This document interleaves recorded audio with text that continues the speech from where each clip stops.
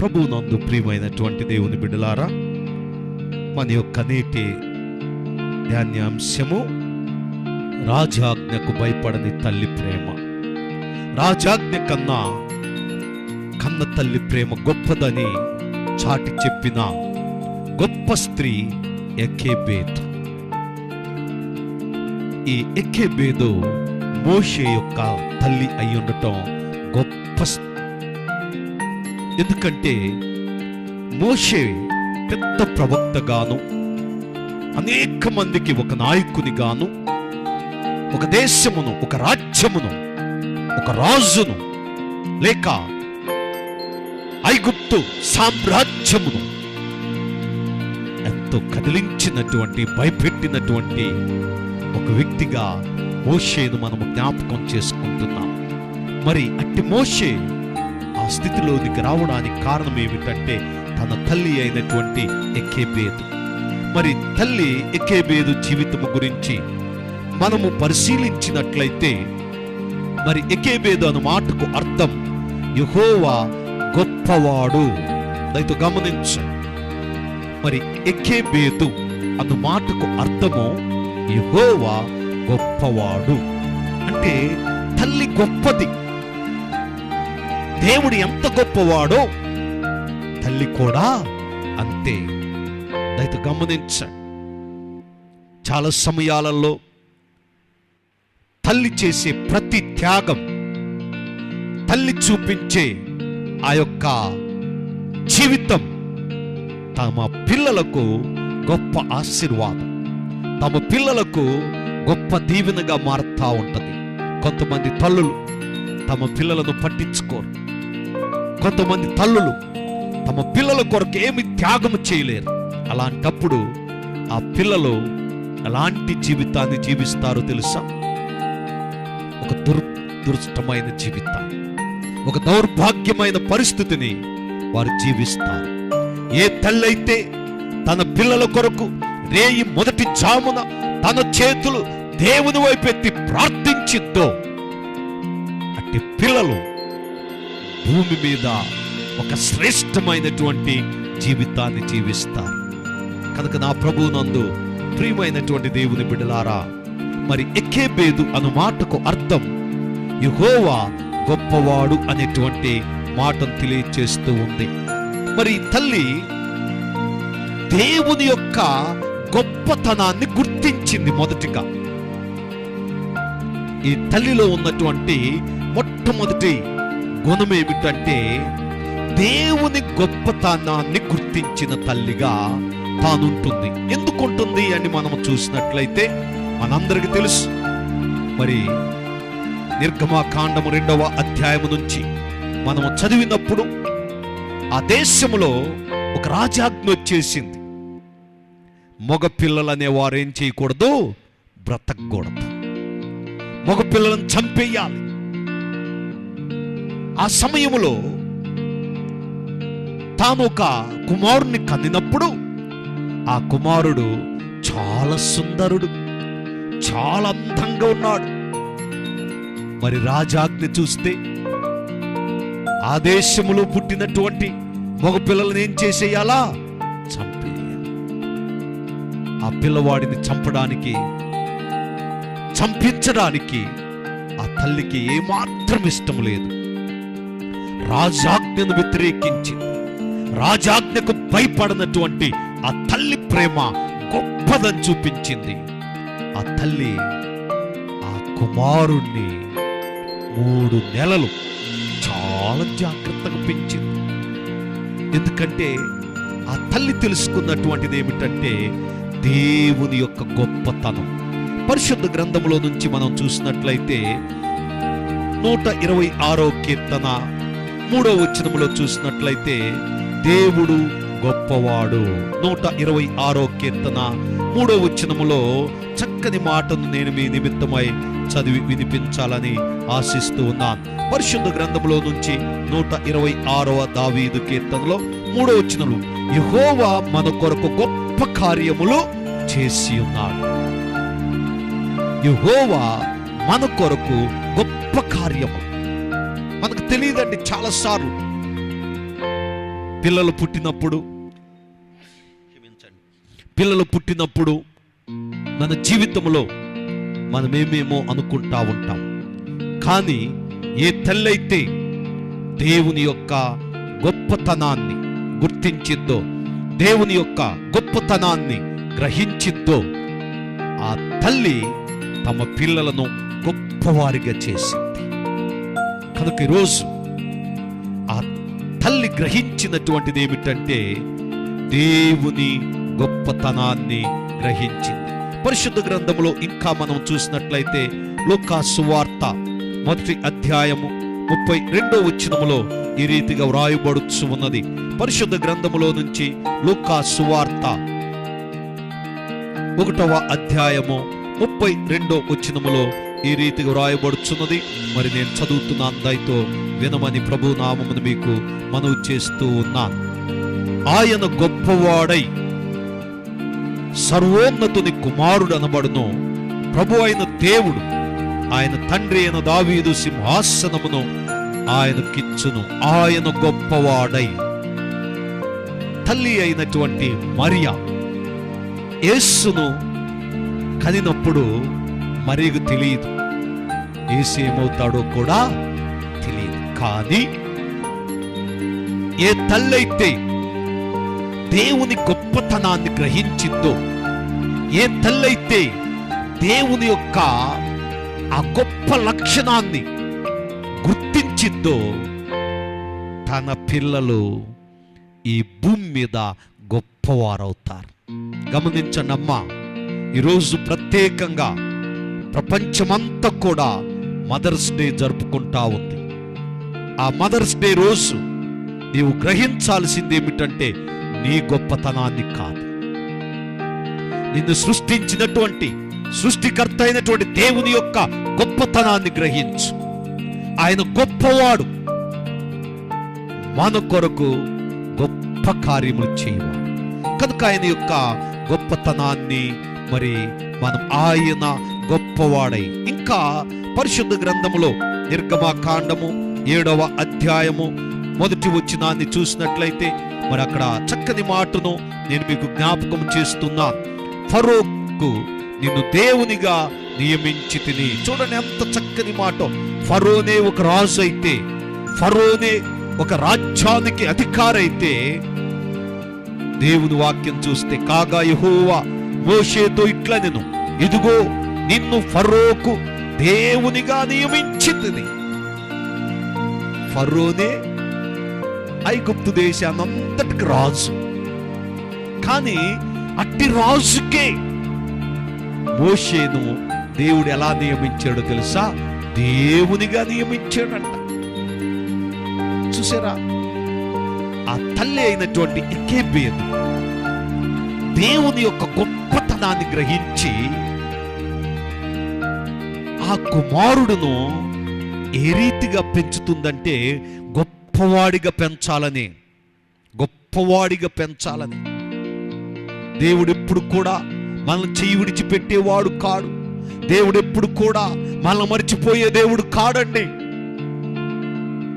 దానియేలు గ్రంథము 3వ అధ్యాయము 17వ వచనములో చూసినట్లయితే అక్కడ గొప్ప ప్రమాదం, ఒక గొప్ప సవాలు ఉంటూ ఉన్నది. షడ్రకు మేషక బెద్దగోలు ఆ యొక్క అగ్నిగుండములో పడవేయబడుటకు వారున్నప్పుడు వారంటున్నటువంటి ఒక చక్కని మాట ఏమిటంటే, మా దేవుడు మమ్ములను రక్షించుటకు సమర్థుడు.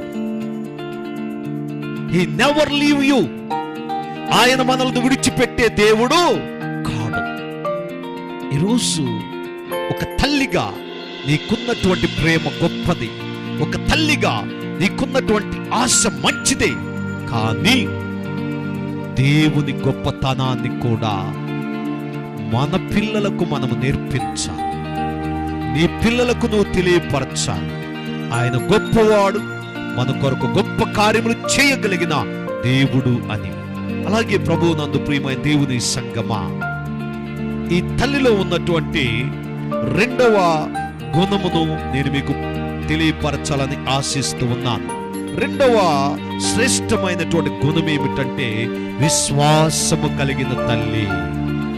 మొదటిది దేవుని గొప్పతనాన్ని తెలుసుకున్నటువంటి తల్లి.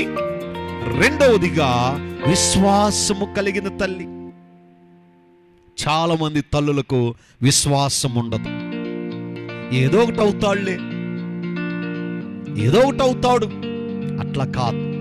మన పిల్లలను దేవుని యొక్క భక్తిలో పెంచితే, మన పిల్లలను సరి అయిన మార్గములో పెంచితే, నీవు ఏదడుగుతావో దేవుడు అదే చేస్తాడు. దయతో గమనించండి. అందుకే హెబ్రీయులకు రాసినటువంటి పత్రిక 11వ అధ్యాయము 23వ వచనములో చూసినట్లయితే అక్కడ ఈ రీతిగా వ్రాయబడుచు ఉన్నది. ప్రభువునందు ప్రియమైన దేవుని సంగమా, హెబ్రీ 11వ అధ్యాయం 23వ వచనమును నేను చదువుతున్నాను, దయతో వినండి. మోషే పుట్టినప్పుడు అతని తల్లిదండ్రులు ఆ శిశువు సుందరుడై ఉండుట చూచి విశ్వాసమును బట్టి, ఆ మాటను మీరు జ్ఞాపకం చేసుకోనండి, విశ్వాసమును బట్టి రాజాజ్ఞకు భయపడక 3 మాసములు అతన్ని దాచిపెట్టిరి. విశ్వాసమును బట్టి,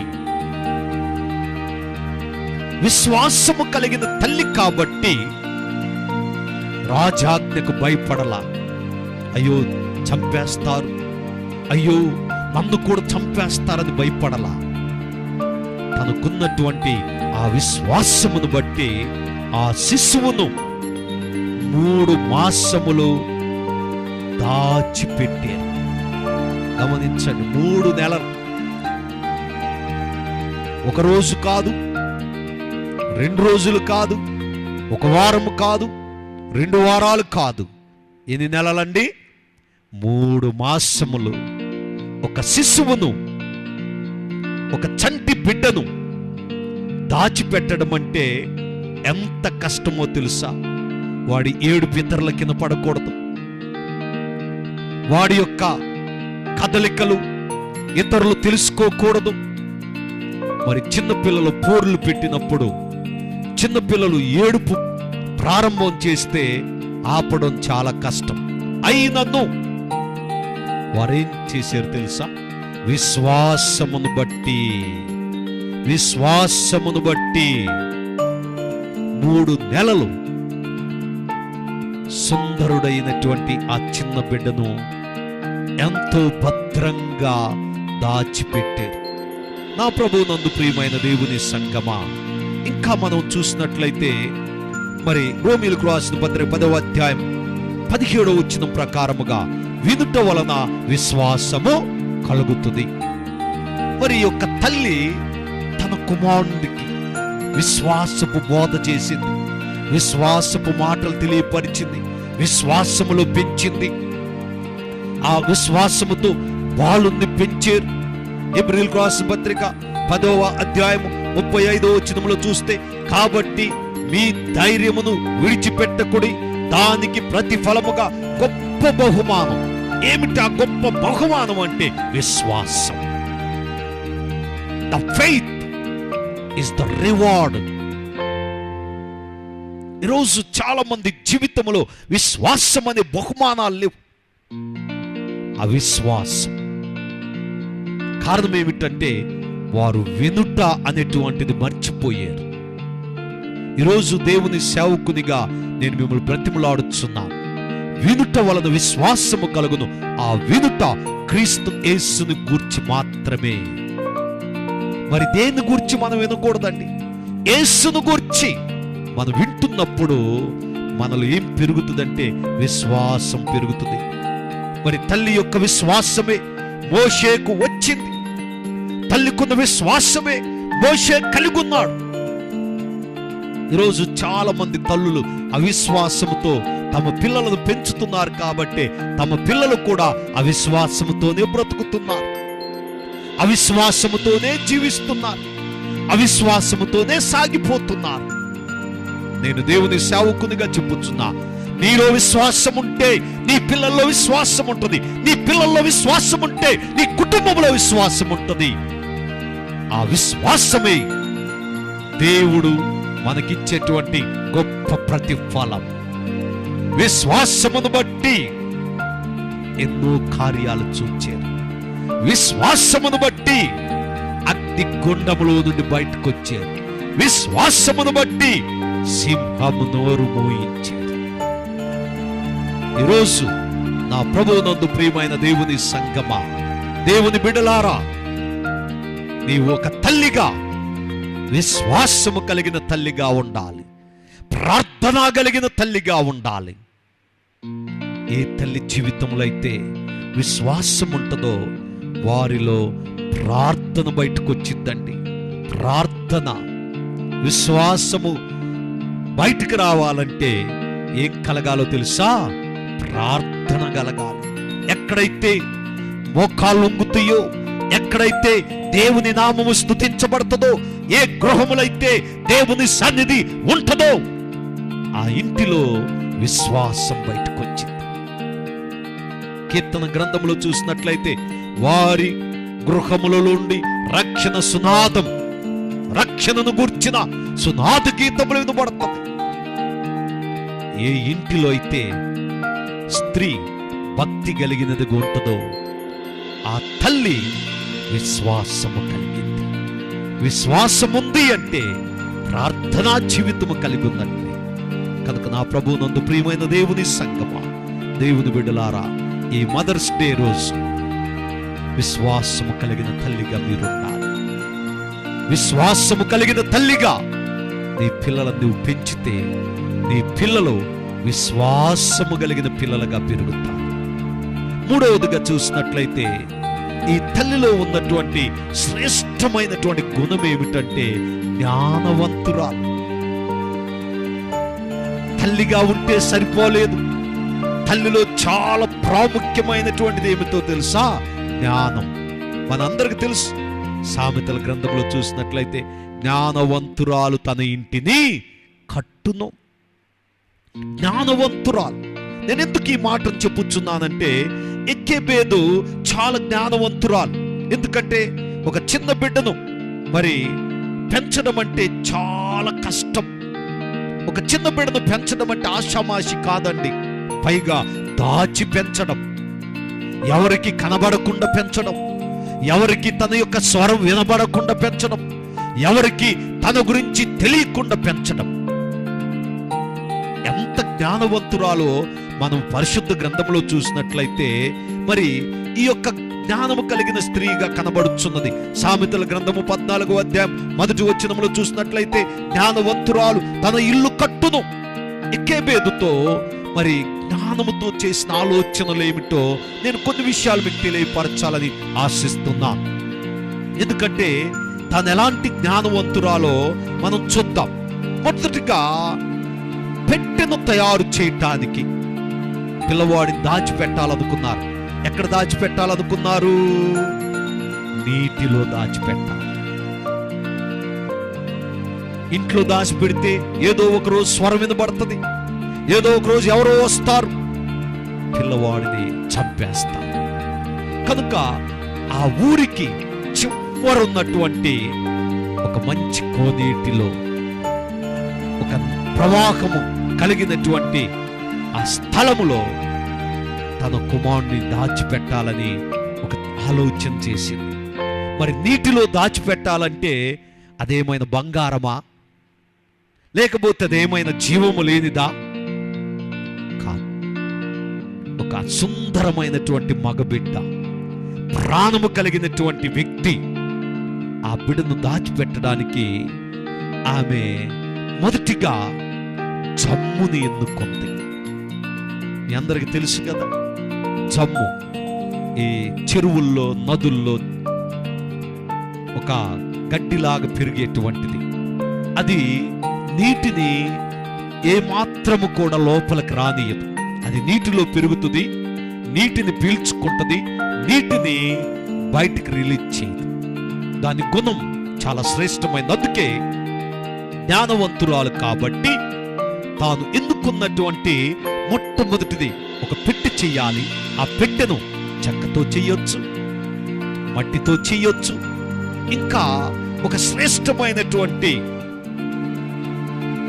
ఖనిజ పదార్థాలతో, ఇనుముతో కానీ, రేకుతో కానీ, బంగారముతో కానీ వెండితో కాని చేయవచ్చు. కానీ తాను జ్ఞానవంతురాలు కాబట్టి, నీటిలో అది ఉండాలి కాబట్టి నీటిలో ఉండే దాన్ని తాను ఎన్నుకుంది. అదే జమ్ము.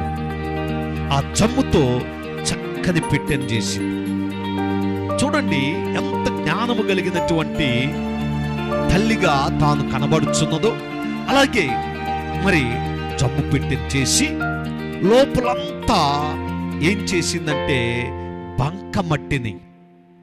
బంకమట్టిని ఆ జమ్ము పెట్టెలో లోపల భాగం అంతా చక్కగా పూచేసింది. బాగా అలికింది.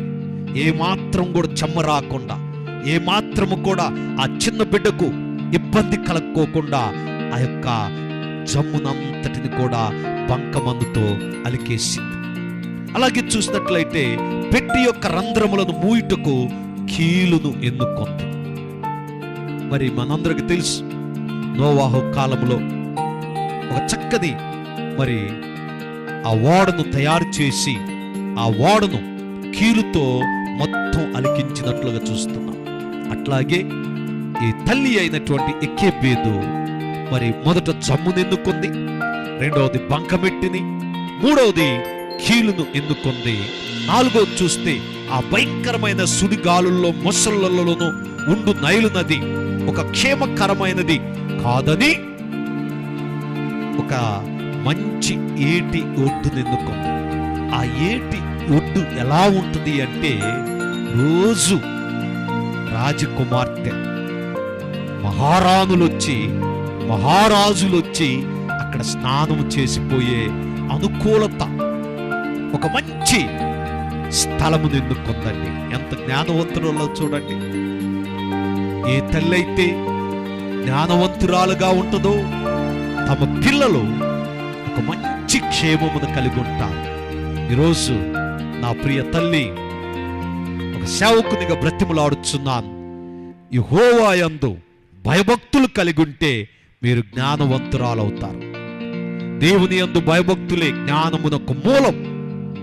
కనుక ఈ తల్లి ఒక మంచి జ్ఞానవంతురాలుగా మనము తెలుసుకోవడానికి తాను ఎన్నుకున్నటువంటి పరిస్థితులను మనం చూద్దాం. అంతేకాకుండా ఐదవదిగా ఏటి ఒడ్డున జమ్ములో పెట్టెను ఉంచింది. అది చేయబడింది జమ్ముతోనే. బంకమన్ను అలికింది, కీలుతో పూసింది. అలాగే ఒక చక్కని ఏటి ఒడ్డును, ఒక ఎడ్జిని, ఒక బ్యాంకును తాను ఎన్నుకుంది. అక్కడ కూడా ఎక్కడ పెట్టిందంటే ఆ పెట్టెను ఒక జమ్ముల మధ్యలో, ఆ జమ్ము పొదల్లో ఆ పెట్టె ఉండేటట్లు పెట్టింది. అలాగే పెట్టె నది మరి నదిలోనికి జారిపోకుండా జమ్ములోని నాచులో ఉంచింది. చూడండి, ఆ నాచు గట్టిగా ఆ పెట్టెను పట్టుకుని ఉండటానికి ఒక గమ్ములాగా అది ఉపయోగపడేటట్లు తాను ఎన్నుకొని ఆ పెట్టెను తీసుకెళ్లి చక్కగా ఆ యొక్క జమ్ము మధ్యలో నాచును అతికించి చక్కగా ఆ పెట్టెలో ఉంచింది. అలే కాకుండా ఏడవదిగా చూస్తే ఫరో కుమార్తె వచ్చు మార్గములో పెట్టె ఉంచుటకు నిర్ణయం తీసుకుంది. దేవునికి స్తోత్రం, హల్లెలూయా. నిర్గమకాండము 2వ అధ్యాయం 3వ వచనము నుండి 5వ వచనాల వరకు చదివినట్లయితే ఈ అంశములన్నీ కూడా అక్కడ కనబడుతూ ఉంటాయి. 7 విషయాలు. మరి తాను జ్ఞానవంతురాలు అని మనం తెలుసుకోవడానికి మొదటిగా పెట్టెను తయారు చేయటానికి జమ్మును ఎన్నుకుంది, రెండవదిగా బంకమట్టిని సేకరించింది, మూడవదిగా పెట్టి యొక్క రంధ్రములు మూయుటకు కీలును ఎన్నుకున్నది, నాలుగవదిగా భయంకరమైనటువంటి సుడిగుండాలలో ముసళ్లతోనూ ఉండు నైలు నది ఒక క్షేమకరమైనది కాదని ఎంచి ఒక ఏటి ఒడ్డును ఎన్నుకుంది. అలాగే ఐదవదిగా చూసినట్లయితే జమ్మును తో చేయబడిన ఆ పెట్టెను జమ్ములోనే పెట్టడానికి తీర్మానం చేసుకుంది. ఆరవదిగా చూస్తే పెట్టె నదిలోకి జారిపోకుండా జమ్ములోని నాచులో ఉంచింది. ఏడవది చాలా ప్రాముఖ్యం. ఇది ఫరో కుమార్తె వచ్చు మార్గములో. ఎక్కడుంచిందండి? ఫరో కుమార్తె వచ్చు మార్గములో ఉంచింది. చూడండి, దేవుని నడిపింపు ఇదంతా కూడా. కారణం ఏమిటంటే, ఒక తల్లిగా తను ఉన్నటువంటి జ్ఞానం, ఒక తల్లిగా తనకు కావలసినటువంటి ఆలోచనలు దేవుని యొద్ద నుండి సంపాదించింది, దేవుని యొద్ద నుండి పొందుకుంది. ఆ దేవుని చిత్తమును బట్టి, దేవుని నడిపింపును బట్టి, దేవుని ఆలోచనను బట్టి తన కుమారుడను ఒక పెట్టెలో భద్రపరిచి ఆ నైలు నది ఒడ్డున ఒక జమ్ములో నాచు దగ్గర ఆ ఫరో కుమార్తె వచ్చు మార్గములో దానిని దాచిపెట్టాలని నిర్ణయం తీసుకుంది. ఆ ప్రకారముగా తాను మరి ఆ రీతిగా చేసి ఆ పెట్టెలో కుమారుని పెట్టి తీసుకెళ్ళి ఆ జమ్ములో పెట్టారు. మరొక రోజు ఫరో కుమార్తె మరి స్నానం చేయుటకు ఆ యొక్క ఏటి ఒడ్డును వచ్చినప్పుడు, ఆ ఏటి ఒడ్డులో ఉన్నటువంటి ఆ జమ్ము పెట్టెను తీసి ఆ పెట్టెలో ఉన్నటువంటి ఆ బాలుణ్ణి చూసి మురిసిపోయి సంతోషపడి ఆ పిల్లవాడిని పెంచి నేనే పెద్దవాడిని చేయాలని తీర్మానం చేసుకుంది. చూడండి, తల్లి యొక్క జ్ఞానం తన పిల్లవాడికి ఏ రీతిగా ఉపయోగపడిందో, తల్లి యొక్క ఆలోచన ఆ పిల్లవాడిని ఎలాంటి క్షేమకరమైనటువంటి పరిస్థితుల్లోనికి తీసుకెళ్ళిందో. ఎక్కడో పెరగవలసిన ఆ పిల్లవాడు ఇప్పుడు ఎక్కడ పెరుగుతున్నాడు తెలుసా? రాజగృహములో,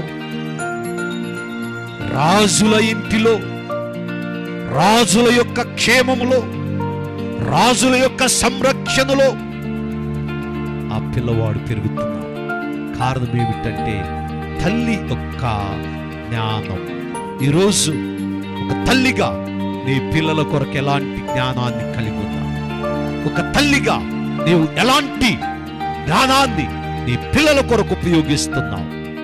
నీ జ్ఞానమే నీ పిల్లలకు క్షేమమును కలిగించేది. నీ జ్ఞానమే నీ పిల్లలను సురక్షితమైనటువంటి స్థలములో ఉంచేది.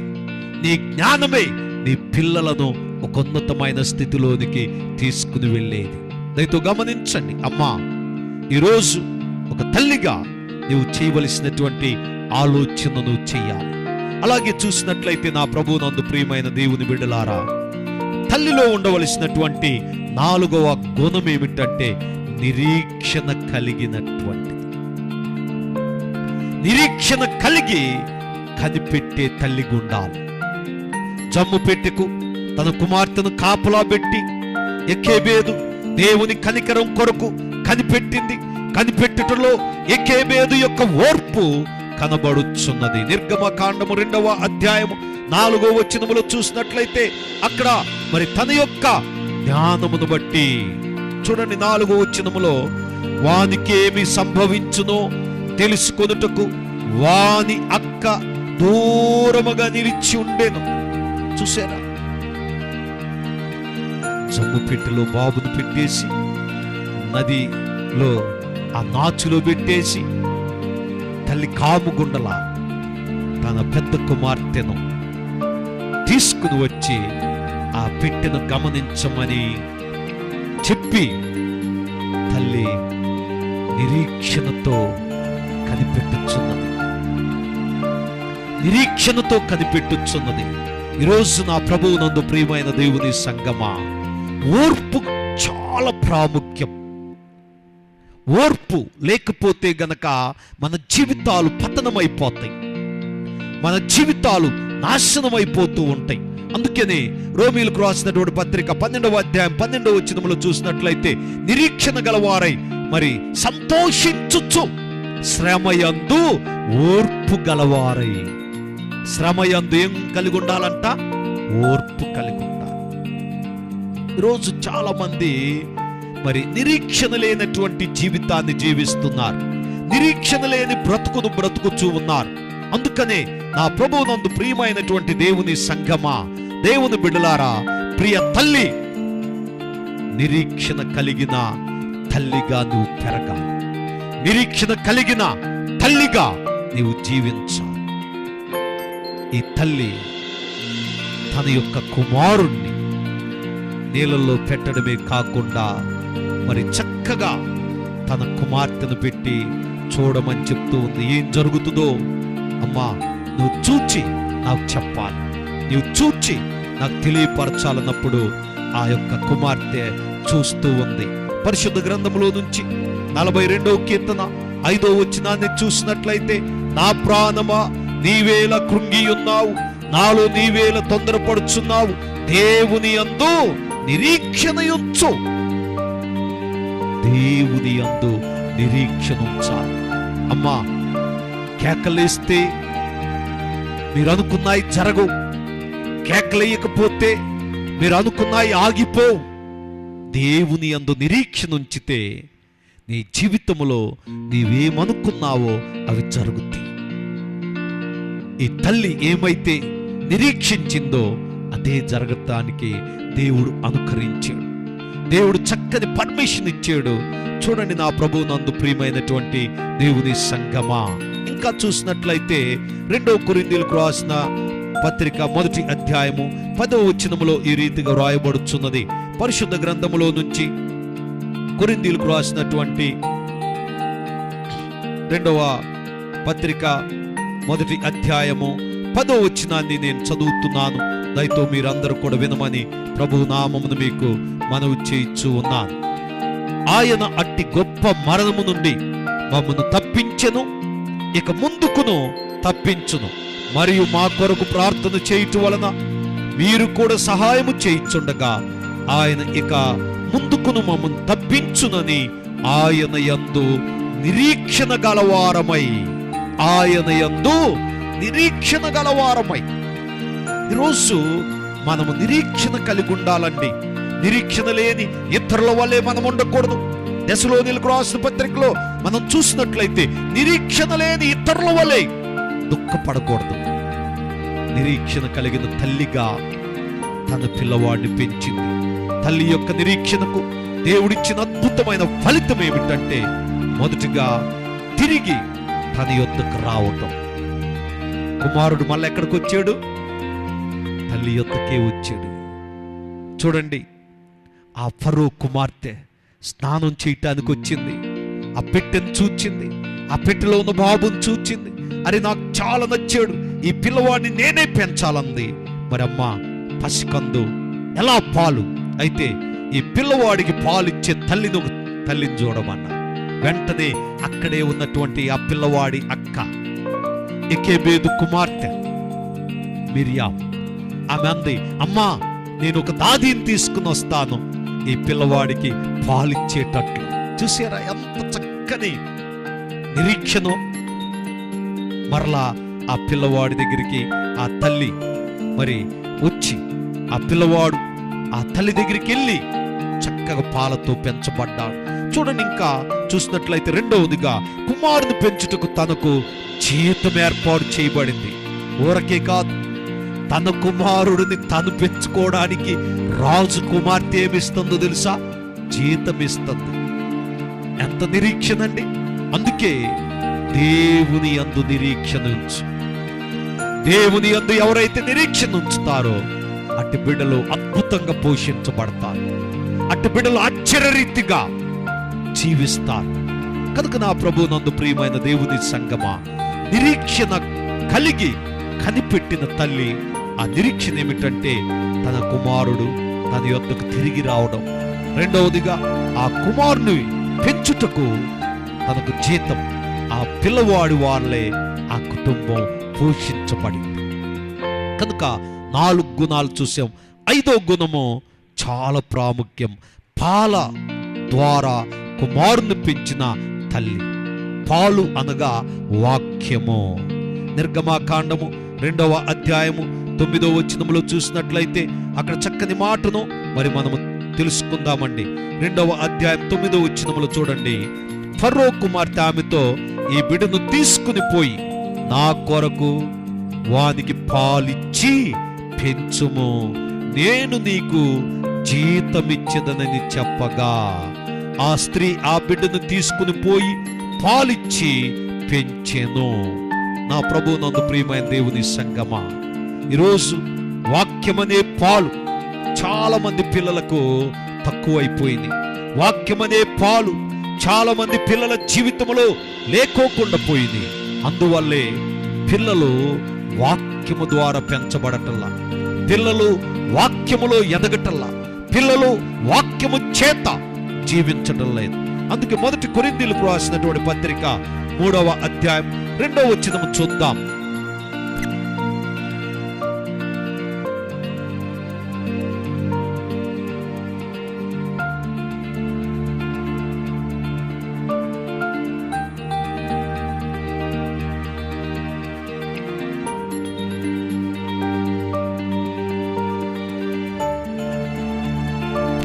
మిమ్మును పెంచలేదు. 1 కొరింథీయులకు రాసినటువంటి పత్రిక 3వ అధ్యాయం 2వ వచనంలో చూస్తే, అప్పటిలో మీకు బలము చాలకపోయినందున పాలతోనే మిమ్మును పెంచితిని గాని అన్నముతో మిమ్మును పెంచలేదు.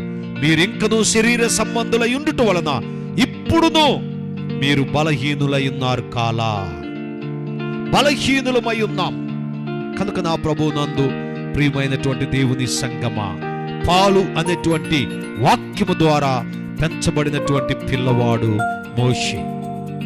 నా ప్రభు నందు ప్రియమైన దేవుని సంగమా, దేవుని వాక్యం చెప్పుచున్నది సామెతల గ్రంథము 22వ అధ్యాయం 6వ వచనములో చూస్తే, బాలుడు నడవలసిన త్రోవను వానికి చిన్నతనమునే నేర్పించు. తల్లి ఆ చిన్న పిల్లవాడికి చిన్నతనం అందే నేర్పించింది కాబట్టి ఆ బాలుడు ఎదిగి పెద్దవాడైనప్పుడు మంచి ప్రయోజకుడయ్యాడు. అలాగే నేను ఇంకొక 2 అంశములను తెలియపరిచి నేను త్వరగా ముగించేస్తాను. 6వ అంశం ఏమిటంటే, కుమారుడు పెద్దవాడగు వరకు పెంచిన తల్లి. కుమారుడు పెద్దవాడగు వరకు పెంచిన తల్లి. చాలా మంది పిల్లలు తల్లితో ఎల్లకాలం ఉండలేరు, తల్లితో ఎక్కువ కాలం ఉండలేనటువంటి దుస్థితి కనబడుతుంది. చాలా మంది తల్లులు ఈ రోజుల్లో చూసినట్లయితే పిల్లలకు పాలు ఇయ్యాలంటే చాలా దిగులైపోయింది, బాధ అయిపోయింది, షేమ్గా ఫీల్ అవుతా ఉన్నారు. ఇక డబ్బా పాలు పట్టిస్తున్నా, లేదంటే వాడికి ఏదో ఒక రకంగా ఏదో ఒకటి చేసి వాడిని పెంచుతున్నారు. కానీ ఈ తల్లి కుమారుడు పెద్దవాడగు వరకు పెంచిందండి. దాదాపు 12 నుంచి 13 సంవత్సరాలు పెంచింది. ఎంత చూడండి, 12 నుంచి 13 సంవత్సరాల వరకు పెంచిన తల్లి కుమారుడు పెద్దగు వరకు, అనగా టీనేజ్ వయసు వచ్చే వరకు పెంచింది. తన స్థితి గురించి నేర్పింది, కలుగబోవు బహుమానము గురించి నేర్పించింది, తన సహోదరుల గురించి నేర్పించింది. అయ్యా, మనమిది, మన పరిస్థితులు ఇవి, ఇదిగో నువ్వు పెరుగుతున్నది అక్కడ, నువ్వు ఉంటుంది అక్కడ, చాలా జాగ్రత్తగా ఉండాలి. నా ప్రభు నందు ప్రియమైనటువంటి దేవుని బిడ్డలారా, ఈ వాక్యమును ఆలకిస్తున్న నీ జీవితంలో నీ పిల్లలను ఏ స్థితి వరకు పెంచుతున్నావు, నీ పిల్లలను ఏ స్థితి వరకు నీవు భద్రపరుస్తూ ఉన్నావు. బాలుడు నడవలసిన త్రోవను వానికి చిన్నతనమునే నీవు నేర్పించినట్లయితే వాడు పెద్దవాడైనా సరే దాని నుండి తొలగిపోడు. కనుక 6వ అంశం ఏమిటంటే, పిల్లలు పెద్దయ్యే వరకు తల్లి పిల్లల యొక్క క్షేమము చూడాలి, పిల్లల యొక్క మంచి మర్యాద చూడాలి, పిల్లల యొక్క ఆలోచనలను, వారి పరిస్థితులను గమనించాలి, వారికి మంచి నేర్పాలి. మోషేకు తన తల్లి ఒక చక్కని జీవితాన్ని నేర్పింది, తన చక్కని పరిస్థితులు నేర్పింది. పరిశుద్ధ గ్రంథములో నుంచి మనము నిర్గమకాండము 2వ అధ్యాయం 10వ వచనం చూస్తే అక్కడ చక్కని మాటను నేను మీ అందరి కొరకు తెలియపరుస్తూ ఉన్నాను.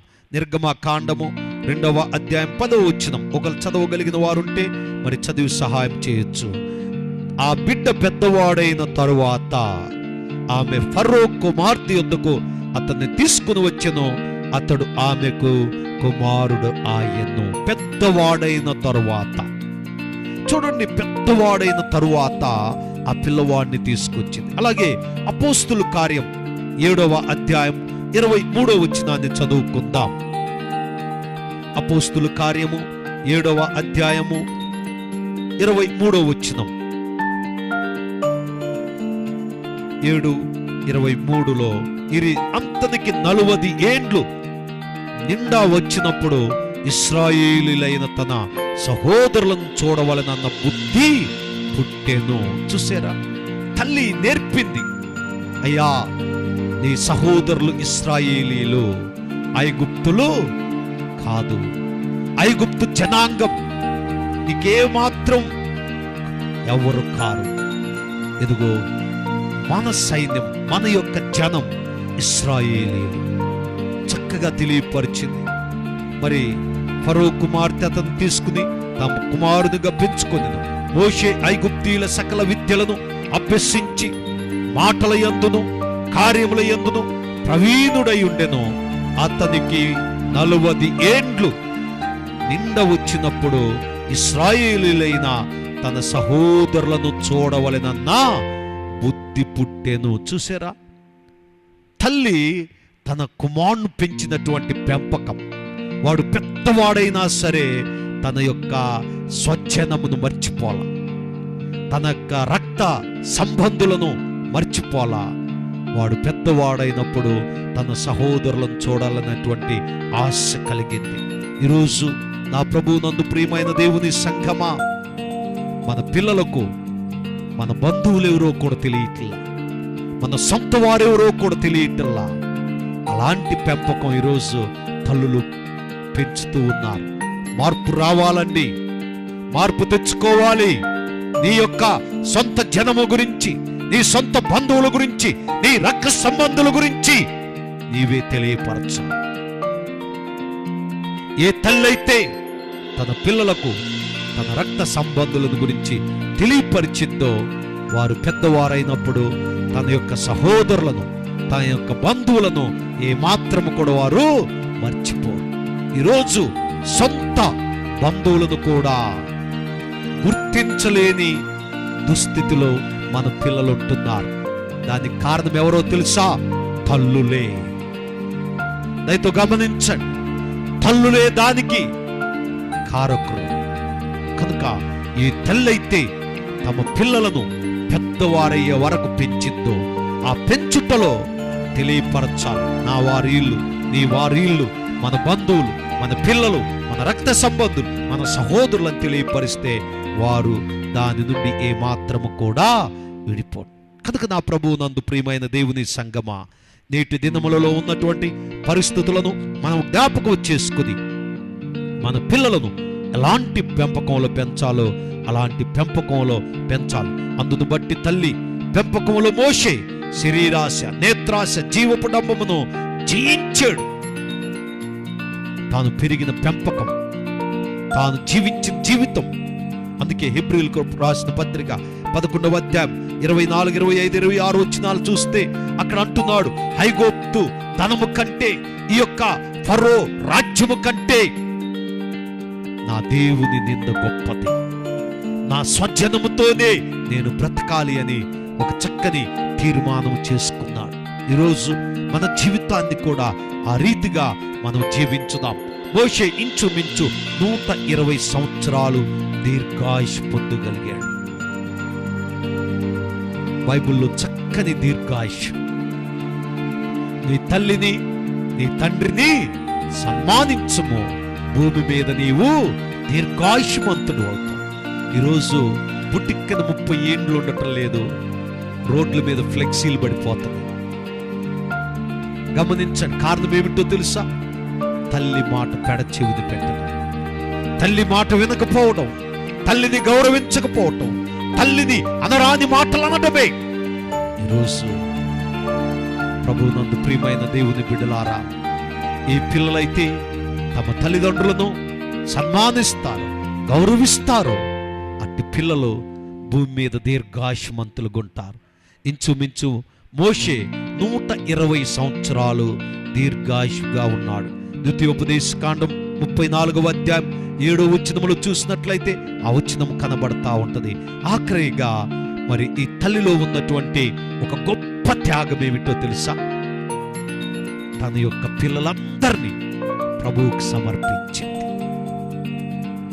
దేవునికి సమర్పించిందండి. తనకు కలిగినటువంటి 3 బిడ్డలను, అహరోను, మోషే, మిర్యాం, 3 కూడా ఈ తల్లి దేవునికి సమర్పించింది. ఎంత గొప్ప భాగ్యమో తెలుసా? ఈరోజు ప్రతి తల్లి దేవునికి దూరంగా తమ పిల్లలను పెంచుతున్నారు. ప్రతి తల్లి తమ పిల్లలను దేవుని సన్నిధిని అనుభవించకుండా పెంచుతున్నారు. అందుకే ఈరోజు మనం పడరాని పాటలు పడుతున్నాం, ఎన్నో శ్రమలు అనుభవిస్తున్నాం. అమ్మా, ఒక దేవుని సేవకునిగా బ్రతిమలాడుచున్నా, ఒక తల్లిగా నీ పిల్లలను ప్రభువు కొరకు సమర్పించు, ప్రభువు కొరకు పెంచు. ప్రభువు నీ పిల్లలను ఏమి చేయనై ఉన్నాడో నీకు తెలియదు. డాక్టర్ అవ్వచ్చు, కలెక్టర్ అవ్వచ్చు, ఒక మంచి సేవకుడు అవ్వచ్చు, ఒక మంచి వాయిద్యకారుడు కావచ్చు.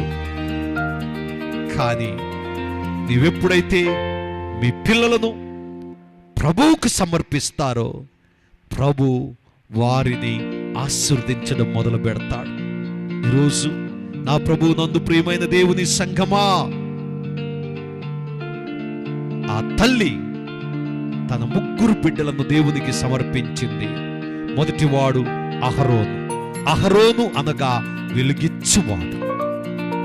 అహరోను అనగా వెలుగిచ్చువాడు. మోషే తర్వాత అహరోను తన ప్రజలను నడిపించాడు, వెలిగించాడు. ఎంతో అద్భుతమైన జీవితాన్ని ప్రజలకు అందించాడు. తన కుమార్తె మిర్యాం అనగా సువాసన. ఎలాంటి సువాసనగా మన పిల్లలు ఉంటున్నారు. 128వ కీర్తనలో చూసినట్లయితే, నీ భోజనపు బల్ల చుట్టూ నీ పిల్లలు ఒలీవ మొక్కల వలె ఉందరు. ఒలీవ మొక్క మంచి సువాసన ఇచ్చేది. చూడండి ఎంత చక్కని జీవితాన్ని మనము చూస్తున్నాము. ఈ తల్లి కలిగినటువంటి 3 బిడ్డల పేరుల్లో ఒక అద్భుతమైనటువంటి జీవితాన్ని దేవుడు దాచుంచాడు. అహరోను అనగా వెలుగిచ్చువాడు, మిర్యాము అనగా సువాసన, మోషే అనగా నీటిలో నుండి తీయబడినవాడు. నీరు దేవుని వాక్యానికి సాదృశ్యం. ఇశ్రాయేలీయులలో గొప్ప పేరు ప్రతిష్టలు గల బిడ్డలను కలిగి పెంచిన ఘనత ఈ తల్లి కలిగి ఉంది. కనుక నా ప్రభువు నందు ప్రియమైనటువంటి దేవుని బిడ్డలారా, ఈ మదర్స్ డే రోజు, మదర్స్ డే ప్రతి సంవత్సరం వచ్చిందండి. కానీ నేనంటాను, తల్లిగా నీవు ఎంతకాలం బ్రతుకుతావో నీకు తెలుసా? తల్లిగా నీ పిల్లలను ఎంతకాలం పెంచుతావో నీకు తెలుసా? తెలియదు. అందుకే దేవుడు నీకు ఇచ్చినటువంటి ఈ ఆయుష్ను బట్టి ఒక మంచి తరాన్ని, ఒక మంచి పిల్లలను తయారు చేయవలసినటువంటి బాధ్యత తల్లిపై ఉందని దేవుని సేవకునిగా తెలియచేస్తూ, ఈరోజు రాజాజ్ఞకు భయపడనటువంటి తల్లి ప్రేమను మనం కలిగి ఉందాం. ఆ తల్లి ప్రేమ గొప్పదని దేవుని సేవకునిగా తెలియచేస్తూ